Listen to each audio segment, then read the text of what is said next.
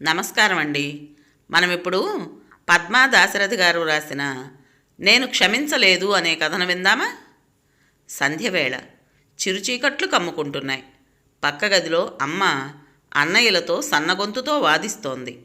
బెడ్రూంలో గోడకు ఆనుకుని కూర్చున్న సరోజ శూన్యంలోకి చూస్తోంది.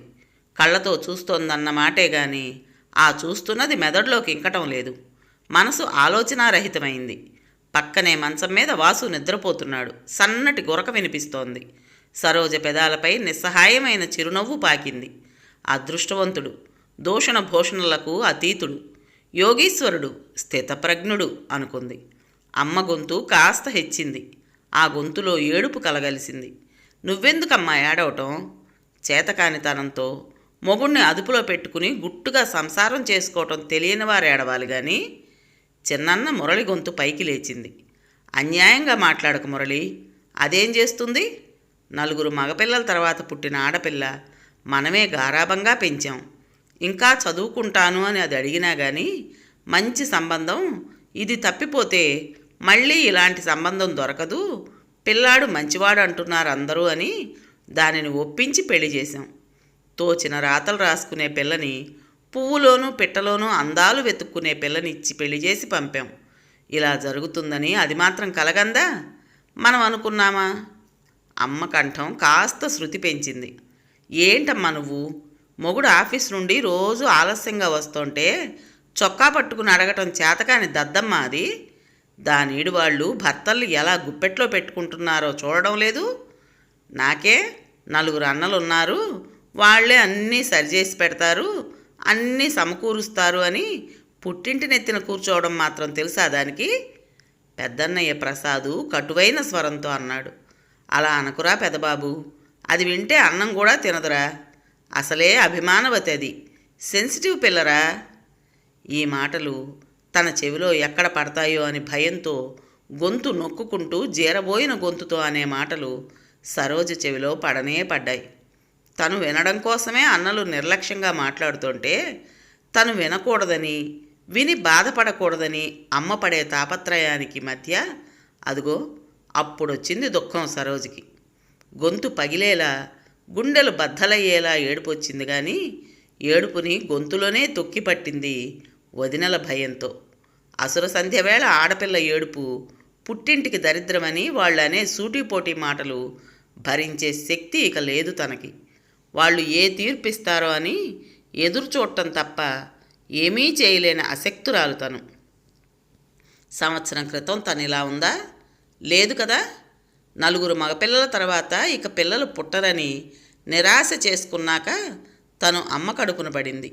అప్పటికే అమ్మ 40వ బడిలో పడింది. నాన్నకి అమ్మకి వయసులో 8 ఏళ్ల తేడా. తహసీల్దార్గా పనిచేసి ఆస్తిపాస్తులు, భూవసతి కూడా చెప్పుకోదగినంత ఉండడంతో ఇందరు సంతానమైనా కానీ సంతోషించారే తప్ప భయపడలేదన్నడు. అన్నలకు కోరిన చదువులు చెప్పించిన అమ్మా నాన్నలు తన విషయంలో మాత్రం అలా అనుకోలేకపోయారు. ఉన్న ఊళ్ళోనే డిగ్రీలో చేర్పించారు. తనకు బయట ఊళ్ళల్లో ఉండి పెద్ద చదువులు చదవాలనే కోరిక అంత బలంగా లేదప్పుడు. నలుగురు అన్నదమ్ముల గారాబం, నోట్లో గోరుముద్దలు తినిపించే అమ్మ ప్రేమ, ఎండకి వానకి గొడుగై నిలబడే నాన్న పెద్దరికం తనకు కలకాలం శాశ్వతమని అనుకుంది. వాళ్ళు ఏది చేసినా తన మంచికే అని నమ్మింది. తల్లిదండ్రుల ప్రేమ మాత్రమే శాశ్వతమని, అన్నలు పెళ్ళిళ్ళయ్యాక వేరే ఆడపిల్లలకు భర్తలని, వారి పిల్లలకు అయ్యలవుతారనే గ్రహింపు తనకు లేకపోయింది. తన పెళ్ళయ్యే నాటికే 2 అన్నల పెళ్ళిళ్ళు జరిగాయి. తన పెళ్లి తర్వాత 3వ అన్నయ్య, 4వ అన్నయ్య పెళ్ళిళ్ళు పూర్తయ్యాయి. తన పెళ్ళైన మరుసటి సంవత్సరంలో తండ్రి మరణం తనకు తీరని వెలితి. ఇంటి ఆధిపత్యం మెల్లగా వదినల హస్తగతం కావడం అమ్మతో పాటు తనకి అర్థమవుతూనే ఉంది. కళ్ళనీళ్లు తుడుచుకుంటూ లలితమ్మ గదిలోకి వచ్చింది. నిద్రపోతోందనుకున్న కూతురు నిస్తేజంగా శూన్యంలోకి చూస్తూ కూర్చోవడం చూసి తల్లి కడుపు పెరపెరలాడింది. పేగు చిత్రంగా కదిలింది. సరోజ పక్కనే కూర్చుని భుజాలు పట్టుకుని ఆమెను తన వైపు తిప్పుకుంటూ, అన్నయ్యలు ఒప్పుకున్నారు తల్లి. సరోజ పరాయిదా? మా సొంత చెల్లెల ఇబ్బందిలో మేముగాక ఎవరు నిలబడతారు అని అన్నారమ్మా. నువ్వు వెళ్ళి చెల్లికి ధైర్యం చెప్పమ్మా అన్నారు. ఇదిగో బలవంతంగా పంపారిక్కడికి. సందడి సంతోషం అభినయిస్తూ తల్లి తను చిన్నబుచ్చుకోకూడదని చేసే ప్రయత్నం చూస్తుంటే అదిగో అప్పుడొచ్చింది ఏడుపు సరోజికి. గోదావరి గట్లు తెంచుకుని ఊళ్ళ మీద పడ్డట్టు తల్లిని చుట్టుకుని భోరుమంది. వదినలు కూడా చిరాకు వ్యక్తం చేయకుండా చూస్తూ ఊరుకున్నారు. వారం తరువాత అన్నలు బాకీదారులతో మాట్లాడి సగం ఇవ్వగలమని కొందరిని, వడ్డీ వదిలేసి అసలుతో సరిపెట్టుకోమని కొందరిని, మీరు ఒత్తిడి చేస్తే భార్యాభర్త ఇద్దరూ ఆత్మహత్య చేసుకుంటారు, అప్పుడు మొదటికే మోసం వస్తుంది కాబట్టి ఇచ్చినంత పుచ్చుకోమని కొందరిని ఒప్పించి అందరికీ తలా కాస్త డబ్బిచ్చి సెటిల్ చేశారు. దాని బదులుగా పెళ్ళప్పుడు స్త్రీధనంగా ఇచ్చిన 2 ఎకరాల సుక్షేత్రం మీద హక్కులు వదులుకోవాలనే వారి డిమాండ్కు తల ఒగ్గింది సరోజ. వాసుదేవరావు సరోజ భర్త. మంచివాడో చేతకానివాడో అంతుబట్టదు. బ్యాంకులో చక్కటి ఉద్యోగం. సజ్జనుడని ఆశపడిన సరోజకు అసలు విషయం తర్వాత తెలిసింది. సరోజ సుకుమారి, మృదులమైన మనసు, గట్టిగా మాట్లాడటం కూడా తెలియని ముగ్ధ. చదువు పూర్తయ్యాక ఉద్యోగం చేయాలని కలలుగన్న సగటు ఆడపిల్ల. మనసుకు నచ్చిన దాని మీద కవితో కథానికో రాయడం, పత్రికలకు పంపడం, అవి అచ్చులో కనిపించినప్పుడు సంతోషంతో లేగదోడలా చంగనాలు పెట్టడం. సరోజ డిగ్రీ ఫైనల్ ఇయర్లో ఉండగానే వాసు సంబంధం వచ్చింది. కుటుంబ నేపథ్యం మంచిది, మనిషి ఎటువంటి చెడు అలవాట్లు లేని మంచివాడన్నారు అందరూ. మగపెళ్లివారు కోరిన కోరికలన్నీ తీర్చి వైభవంగా పెళ్లి చేశాడు తండ్రి. కొత్తగా హైదరాబాదులో కాపురం పెట్టించారు. తల్లి వచ్చి నెల రోజులుండి వంటలో ప్రాథమిక సూత్రాలు నేర్పింది. ఇద్దరు మనుషులకి ఏ సరుకు ఎంతెంత కావాలో తెలియజెప్పి వెళ్ళింది. వెళ్లే ముందు పసిపిల్లలాగా తల్లిని హత్తుకుంది సరోజ. మనసంతా ఖాళీ అయిన భావన. తల్లి వెళ్ళాక సరోజతో చనువుగా ఉండేవాడు వాసు. ఆమెను హుషారుగా సినిమాలకి షికార్లకి తిప్పాడు. మొదటి 6 నెలలు కలలాగా కరిగిపోయాయి. సరోజ అదృష్టానికి వదినలు కూడా అసూయపడేవారు. నీకేం సరోజ, అందరికీ వాసులాంటి భర్తలు దొరకద్దు అనే వదినల మాటలకు సరోజ మనసులోనే గర్వంగా నవ్వుకునేది. మొదటి పెళ్లి రోజు గడిచింది. దివ్య కడుపున పడింది. అసలే సుకుమారి, ఆ పైన రక్తహీనత. వేవిళ్లతో బాధపడుతున్న సరోజిని తల్లిదండ్రులు 5వ నెలలోనే పుట్టింటికి తీసుకువెళ్లారు. పండులాంటి దివ్య పుట్టింది. సరోజ మనసు సంతోషంతో సునామీలా ఉప్పొంగింది. ఇది తనది, తనకే సొంతం అనే భావనతో ఆమె హృదయం పరవళ్ళు తొక్కింది.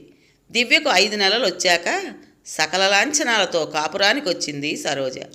పసిపిల్ల ఆలనాపానంలో మునిగిపోయిన సరోజకు వాసులో వచ్చిన స్పష్టమైన మార్పును వెంటనే పసిగట్టలేకపోయింది.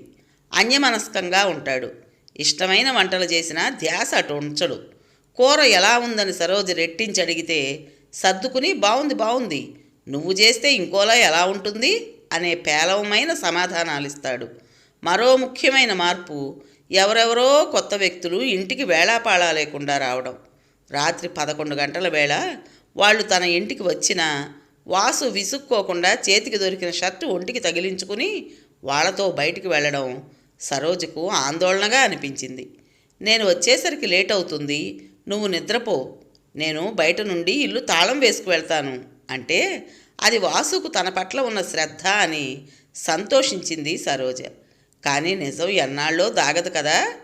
ప్రమోషన్ వచ్చిందిగా సరోజ, ఇక ఆఫీస్లో పని ఎక్కువగా ఉంటుంది, నేను ఆలస్యంగా వస్తాను, నువ్వు నా కోసం ఎదురు చూడకుండా నిద్రపో అంటే ఈసారి సంతోషం కలగలేదు. దుఃఖం ఆందోళనతో మనసు మసకబారింది. ఇంతలో ఒకరోజు కూష్మాండం బద్దలవనే అయింది. వాసు రాత్రిళ్ళు ఆలస్యంగా రావడానికి కారణమేమిటో తెలిసి సరోజ నిశ్చేష్టురాలైంది. నిజానికి ఆ రోజు దుర్దినమనే చెప్పాలి.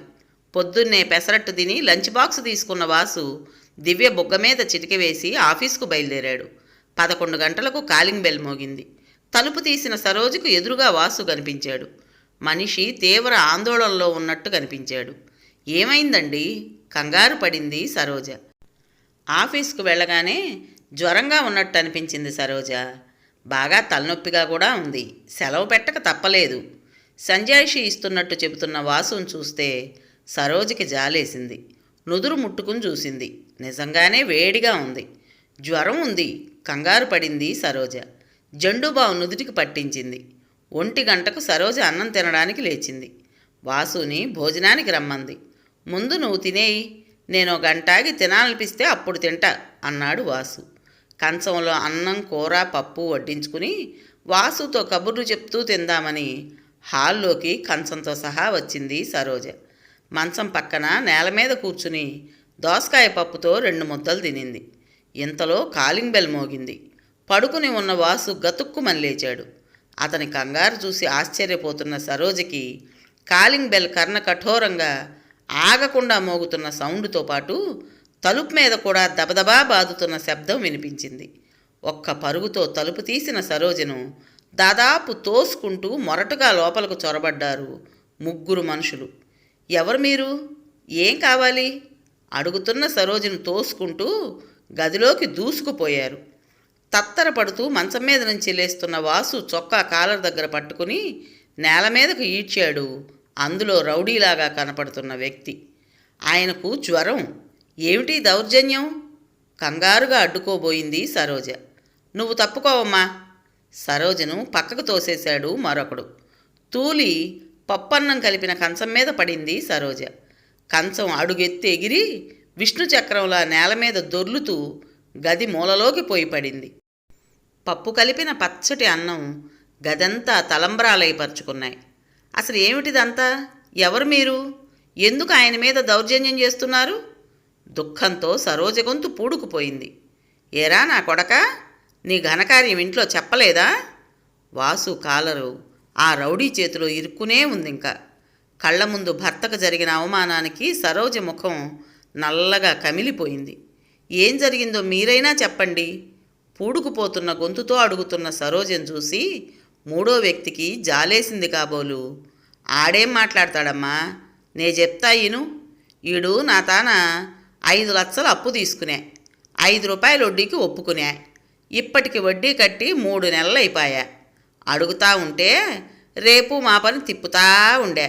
ఇవాళ నాయన వచ్చేది చూసి మోటార్ సైకిల్ ఎక్కి ఉడాయించేది నాకు కానరాలేదనుకుంటివా? అరే నా కొడక, నేను నీళ్లల్లో జాడలు తీసే రకాన్నిరా.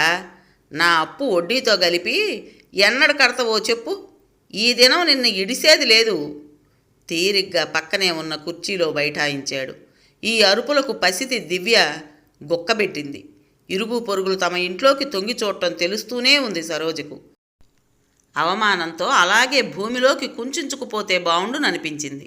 1 నెల గడువివ్వండి, పూడుకుపోతున్న గొంతుతో అభ్యర్థించింది సరోజ. నెల గడిచినాక పైసలు ఎట్టగడతావమ్మా? ఆస్తులు ఏమన్నా ఉన్నాయా? పెద్ద ఆయన గొంతులో సగం వెటకారం, సగం ఆర. ఏదో ఒకటి చేస్తా, మీ అప్పు మాత్రం అనా పైసలతో తీరుస్తా. ఈసారి సరోజ గొంతులో ధ్వనించిన దృఢత్వానికి పెద్దాయన కాస్త తలొగ్గాడు. ఆయన పేరు వెంకట్రాముడని తర్వాత తెలిసింది. సరే, ఆడకూతురివని నీ మాటకు విలువిస్తుండా. మాట మీరితే ఆడదానివని కూడా చూసే పనిలే అనేసి వాసు వైపు చూసి ఖాండ్రించి గోడ మీద ఉమ్మేశాడు. ఆ ఉమ్మి తన మొహం మీద పడినట్టే భావించింది సరోజ. ఆ తరువాత 2 గంటలు ఇంట్లో శ్మశాన నిశ్శబ్దం అలుముకుంది. ఎంగిలి చేయి కడిగే ధ్యాస కూడా లేదు సరోజకి. సాయంత్రం ఆదెమ్మ రోజు కన్నా గంట ముందే పనిలోకి వచ్చింది. విషయం తెలిసినట్టుంది. సరోజని ఏమీ అడగకుండానే క్రింద పడ్డ అన్నం ఎత్తేసి శుభ్రం చేసి గది కడిగింది. రొమ్మెడవని పసిబిడ్డని ఒళ్ళో పెట్టుకుని అన్నం తినబెట్టా అని గసిరి అన్నం తినిపించింది. ఆడదై పుట్టాక గుండె రాయి చేసుకోవాలా? చనువుగా కోప్పడింది. మర్నాడు మధ్యాహ్నం అన్నం ముందు కూర్చున్న సరోజ అన్నం కలిపిందో లేదో మళ్ళీ కాలింగ్ బెల్. ఈసారి గుండె గుబేలు మంది సరోజకి. భయంగా తలుపు తీసిన సరోజకి పోస్ట్ మ్యాన్ రిజిస్టర్ పోస్ట్ ఇచ్చాడు.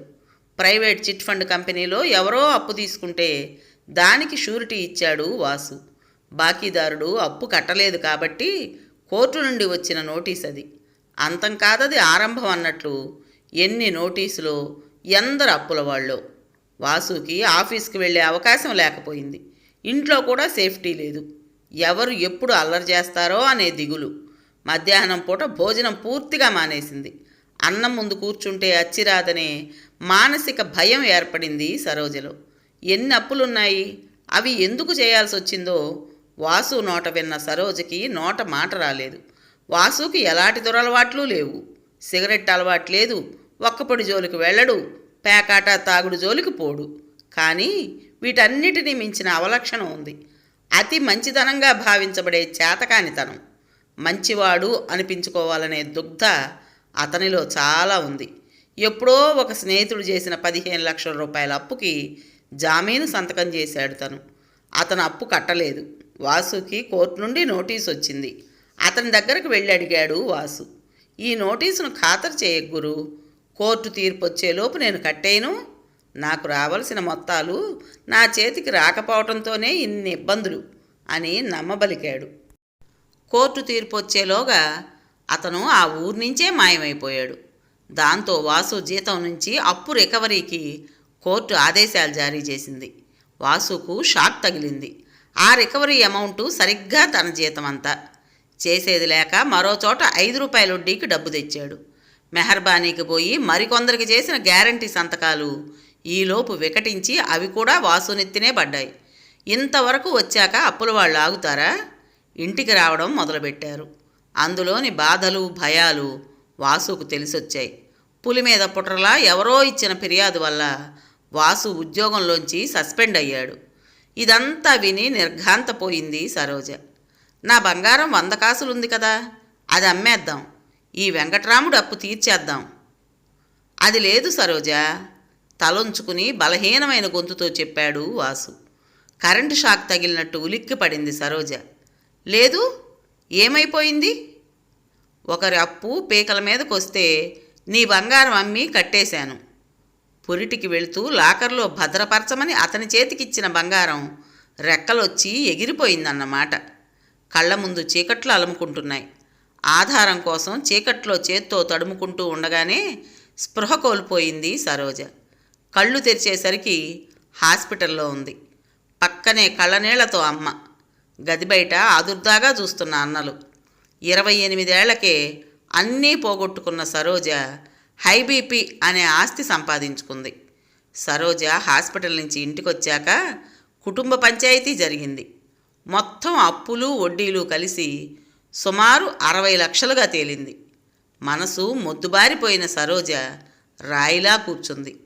మీరు కూడా కాస్త సహాయం చేయండని వాసు తల్లిదండ్రులను అడిగితే, మాకేం తెలియదమ్మా, ఏ అప్పులు చేసినా వాడు తన కుటుంబం కోసమే చేసుకున్నాడు, మేమెప్పుడూ రూపాయి కూడా ఆశించలేదు, ఆ బాధ్యతలేవో మీరే చూసుకోండి, ఈ వయసులో మేమేం చేయగలం అనేసి చేతులు దులిపేసుకున్నారు.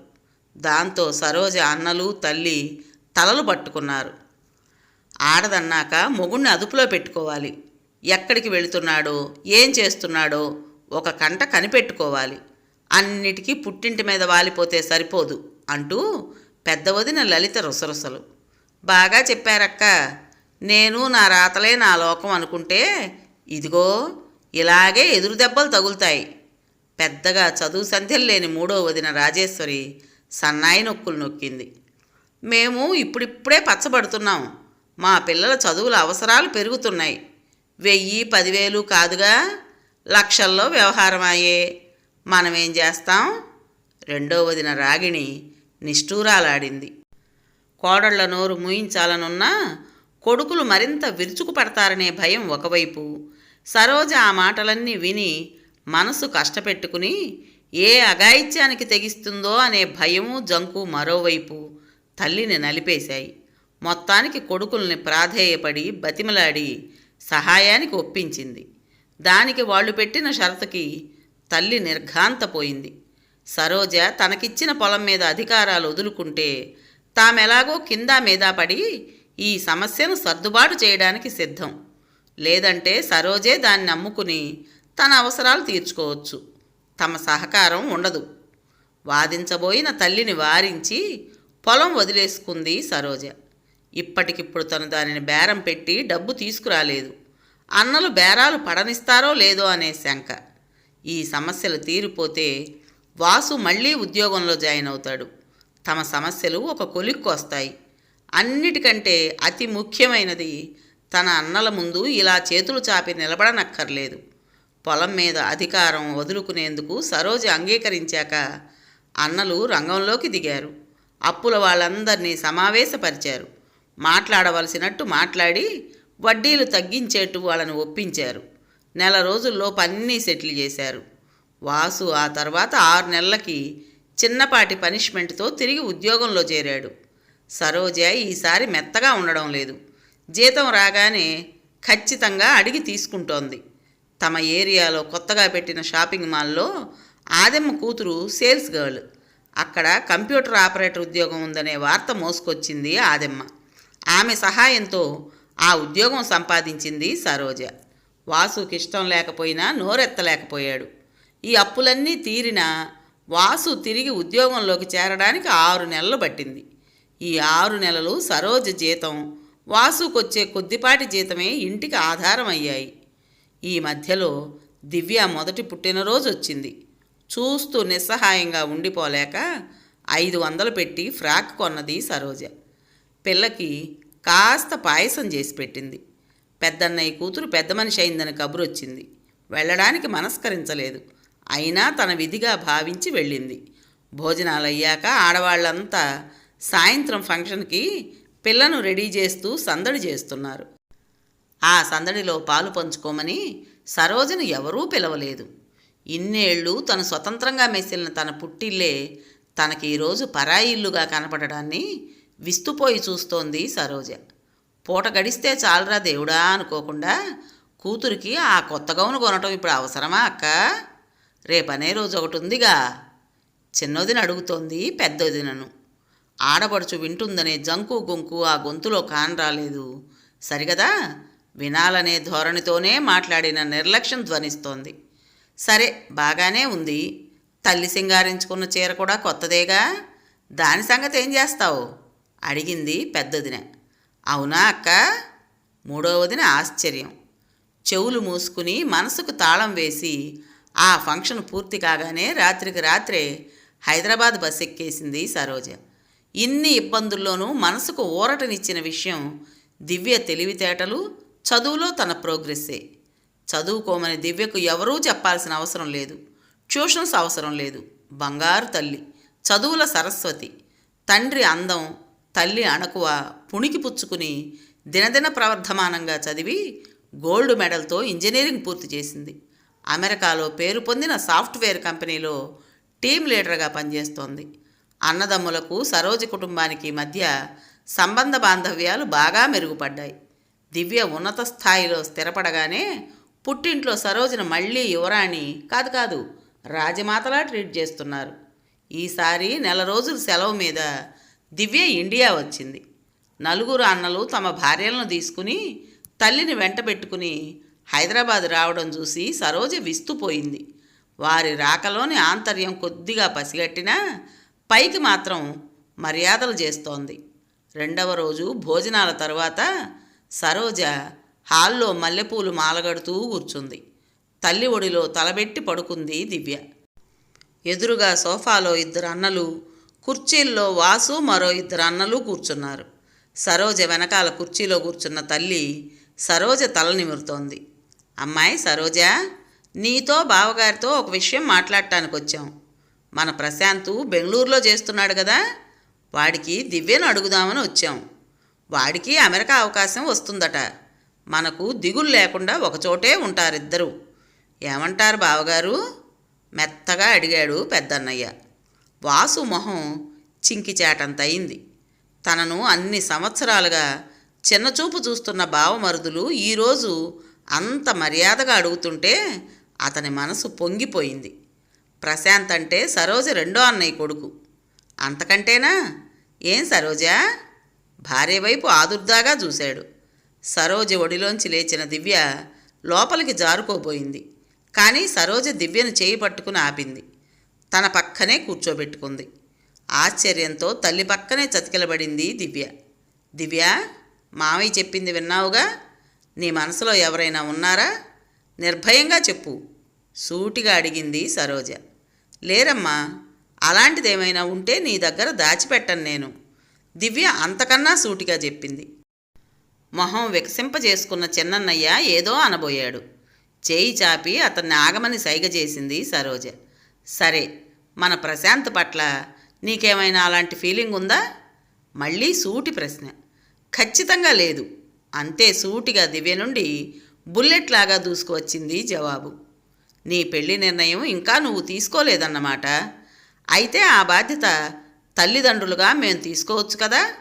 అంటే నీకు తగిన సంబంధం చూసి అది నీకు కూడా నచ్చితేనే మేము దాన్ని ఖాయం చేస్తాం. ఇది నీకు సమ్మతమేనా? మరోసారి సూటిగా ప్రశ్నించింది సరోజ. తప్పకుండా నాకు సమ్మతమే అమ్మా, దృఢంగా చెప్పింది దివ్య. చేతిలో పూలమాలను పళ్ళెంలో జారవిడుస్తూ, ఈ సంబంధం మాకు ఇష్టం లేదన్నయ్య, మెల్లగానే అయినా స్పష్టంగా చెప్పింది సరోజ. చిన్నన్నయ్య నోటి వెంట మాట రాలేదు. పెద్దన్నయ్య మొహంలో నివ్వెరపాటు. ఇది ఇలాగే జరుగుతుందని నాకు ముందే తెలుసు అన్నట్టు ఓ నిట్టూర్పు విడిచింది సరోజ తల్లి. నువ్వేం మాట్లాడుతున్నావో నీకు అర్థమవుతోందా? ప్రశాంత్ చక్కటి ఉద్యోగం చేస్తున్నాడు, మంచి ప్యాకేజీ, త్వరలో అమెరికా వెళ్తాడు, అందగాడు. ఇంతకన్నా గొప్పవాడు వస్తాడా నీ కూతురికి? కోపం హేళన మేళవించి అడిగాడు అన్నగారు. నవ్వి ఊరుకుంది సరోజ. చూడమ్మా దీని పొగరు. ఏం బావగారు, మీ సమాధానం కూడా ఇదేనా?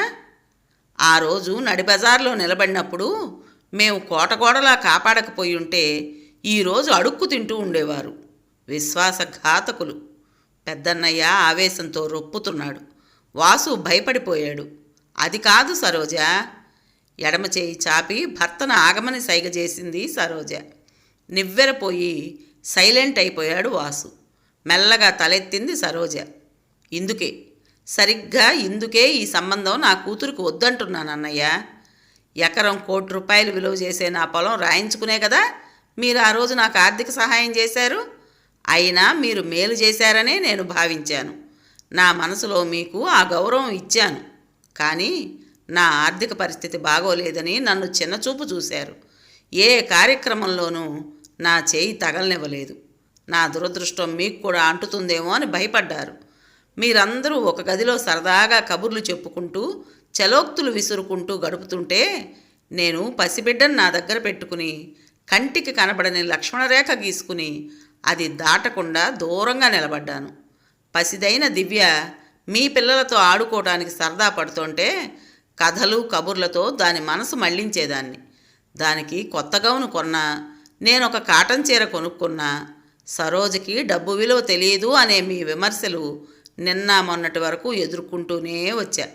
మొగుణ్ణి అదుపులో పెట్టుకోలేనిది, చేతగానిది, ఆర్థిక ప్రణాళికలు తెలియనిది అనే బిరుదులిచ్చినా నేను పట్టించుకోలేదు. కానీ పసిబిడ్డ, మీ మేనగోడలు దివ్య ఏం చేసిందని అన్నయ్య? దాన్ని కూడా మీరు నిర్దాక్షిణ్యంగా దూరం పెట్టారు. ఇప్పటి నా పాత్రని మళ్ళీ నా కూతురు పోషించటానికి నేను ఒప్పుకోను. రేపు దివ్య ఏ చిన్న ఖర్చు చేసినా మీ అమ్మలాగా డబ్బు దుబారా చేసే మనిషి అని మీ చేత అది అనిపించుకోకూడదని నా తాపత్రయం. రోషంతో దివ్య కళ్ళు మెలమెల్లాడాయి. గతం మర్చిపో తల్లి, భవిష్యత్తు చూడు. మనసుకు బాధ కలిగించిన పాత సంఘటనల్ని నువ్వింకా మర్చిపోలేదా? వెనక నుంచి తల్లి అనునయంగా చెప్పింది. సరోజ పెదవులపై విషాదకరమైన చిరునవ్వు పాకింది. మర్చిపోవడమా? ఎలా అమ్మా? అవమానాల్ని మర్చిపోతే మనకు జరిగిన సన్మానాల్ని కూడా మర్చిపోతాం. చెడును మర్చిపోతే మంచిని మర్చిపోతాం. ఇవన్నీ మర్చిపోకూడని విషయాలు. అయితే ఒకటి చేయగలం, క్షమించగలం. కానీ నేను అది చేయలేకపోయానమ్మా. కీడును మర్చిపోతే జరిగిన మేలు కూడా మర్చిపోతాం. నేను క్షమించినట్లు నటించానంతే. నా మనసులో మాత్రం క్షమించలేదు. మిమ్మల్నే కాదు, నా భర్తని కూడా క్షమించినట్టు నటించానంతే. నిజానికి నేను ఎవ్వరినీ క్షమించలేదు. గదిలో ఏసీ చేసే శబ్దం తప్ప వేరే ఏ శబ్దమూ లేదు. కథ పేరు నేను క్షమించలేదు. రచించిన వారు పద్మా దాశరథి గారు. విన్నారు కదండి. మరి ఈ కథ మీకు నచ్చిందా? నచ్చినట్టయితే లైక్ చేసి మరో నలుగురికి షేర్ చేయండి. అలాగే ఈ కథ పైన మీ విలువైన అభిప్రాయాన్ని కామెంట్ బాక్స్లో తప్పకుండా తెలియజేస్తారు కదా. మరి ఇంత మంచి కథను మనకు అందించిన రైటర్ గారికి మనస్ఫూర్తిగా మనందరి తరపున ధన్యవాదాలు తెలియజేసుకుంటూ, కొత్త వాళ్ళు కనుక మన ఛానల్ చూస్తున్నట్టయితే తప్పకుండా సబ్స్క్రైబ్ చేసుకోండి. రేపు మరో మంచి కథతో మీ ముందుకు వస్తాను. అప్పటి వరకు ఉంటానండి.